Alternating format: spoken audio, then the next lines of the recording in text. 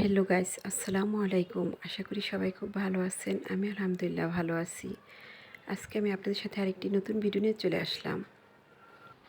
পয়লা বৈশাখে কি রান্না করলাম। আর আমার একমাত্র মেয়ে জান্নাত আর জান্নাতের জামাই আসলো আমাদের বাসায়।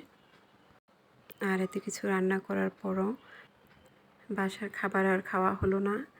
এই যে এখানে বাহির থেকে কাচ্চি বিরিয়ানি নিয়ে আসলো। আমার ছেলে পহেলা বৈশাখের আগের দিন রাত্রে বলে রাখছে, আম্মু বাসায় কিছু রান্না করবো না, আমি বাহির থেকে কাচ্চি বিরিয়ানি নিয়ে আসব। আর ওর বোন আর দুলা ভাই আমাদের বাসায় আসবে। পহেলা বৈশাখের এক সপ্তাহ আগে আমাকে বলে রাখছে, আপু আর দুলা ভাই আসলে আমরা বাহির থেকে খাবার কিনে আনবো, তুমি বাসায় কিছু রান্না করবা না। আর ভাই বোনের এরকম ভালোবাসা দেখে আমার অনেক ভালো লাগে। আপনারা সবাই দোয়া করবেন ভাই বোনের ভালোবাসা আজীবন যেন এভাবে থাকে। আর এই যে এখানে সকালে নাস্তার জন্য পান্তা ভাত আর ইলিশ মাছ ভেজে নিলাম। পান্তা ভাত আর ইলিশ মাছ ভাজা আপনার ভাইয়া, আমি আর একজন মেহমান আছে বরিশাল থেকে আসছে, সে খাবে। ওদের খাওয়া শেষ, এখন আমি পান্তা ভাত খেয়ে নেব। আর আমার দুই ছেলের এক ছেলেও পান্তা ভাত খেতে চায় না। আর আমার মেয়ের জামাই সকালের নাস্তা খেয়ে ওদের বাসা থেকে রওনা করবে। আর এই যে এখানে আমি দুপুরে রুই মাছ বেগুন টমেটো দিয়ে রান্না করলাম।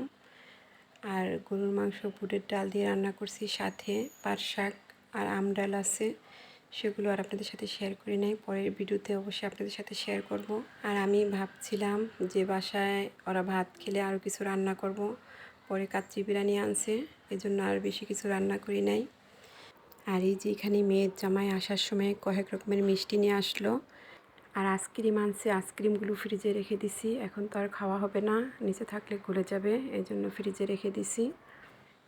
আর এখানে ছেলে কাচ্চি ভাই থেকে কাচ্চি বিরিয়ানি নিয়ে আসলো, সাথে কি আছে ভিডিওটি আপনারা দেখতে থাকেন। আর এখানে 5 জনের প্যাকেজ আমরা খাবো। আর আপনার ভাই তো বাহিরের কোনো কিছুই খেতে চায় না। আর এই কাচ্চি বিরিয়ানি তো আপনার ভাই খাবে না, আপনার ভাইয়ের জন্য ভাত, পাটের শাক, আম ডাল আর রুই মাছ রান্না করছি, ওগুলি আপনার ভাইয়া খাবে। আর এখন আমি এগুলো বের করে নিব, এখন সবারই খাবার দিয়ে দিব আর আমরাও খেয়ে নিব। আর আমার ভিডিওটি কেমন হলো অবশ্যই কমেন্ট বক্সে জানাবেন। ভিডিওটি ভালো লাগলে অবশ্যই একটি লাইক দিবেন। আর এই যে এখানে ফিরনি আছে 5টা, বোরহানিও 5টা, আর 5 জনের প্যাকেজ, এজন্য সব কিছুই 5টা করে। আর এভাবে বাহির থেকে মাঝে মাঝে খাবার কিনে এনে বাসায় বসে খেতে ভালোই লাগে। আর আমরা বাহিরে অনেক কম খাওয়া দাওয়া করি, আমাদের বেশিরভাগই বাহির থেকে কিনে এনে বাসায় বসে খাওয়া হয়। দেখা যায় ফুচকা, চটপটি বা বিরিয়ানি যে কোনো জিনিসই বাহির থেকে কিনে বাসায় এনে তারপরে খাওয়া দাওয়া হয়। আর বাহিরে বসে খাওয়াটা কীরকম জানি লাগে, বাহিরে মানে হোটেলে বা বড় বড় রেস্টুরেন্টে। আর এখন তো আমরা মিরপুরে থাকি না, এখন পুরান ঢাকা এসে পড়ছি মিরপুর থেকে। যখন আমরা মিরপুরে যাই, মেয়ের বান্ধবীর বাসায় যাই, নয়তো রেস্টুরেন্টে বা হোটেলে বসে খাওয়া দাওয়া করি। আর এই যে এখানে আমরা কাচ্চি বিরিয়ানি বেড়ে নেব, এখন মেয়ে জামাই ছেলে সবাইকে বেড়ে দেব, আমিও খেয়ে নেব। আর আমার ভিডিওটি কেমন হলো অবশ্যই কমেন্ট বক্সে জানাবেন। ভিডিওটি ভালো লাগলে লাইক, কমেন্ট ও শেয়ার করবেন। আল্লাহ হাফেজ।